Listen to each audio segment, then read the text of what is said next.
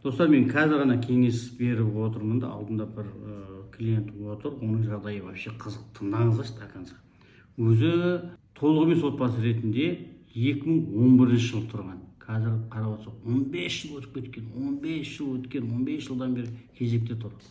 Сөйтеді да, бір 2 жыл бұрын ба бұл кісіге аренданы жүйелеп ұсынады ғой. Осындай бар, арендаға алыңыз, үй.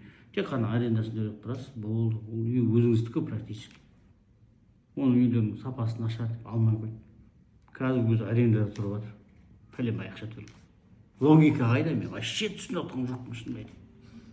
Сондықтан достар, сіздерге аренда жүйелер келіп тұр ма, беріп тұр ма, сапасы нашар бола ма, күшті бола ма, алыста бола ма, жақында бола ма, мемлекет сізге мүмкіндік беріп тұр ғой, айналайын. Алыңыз да пайдалансаңызшы. Неге пайдаланбасқа мен түсінбеймін.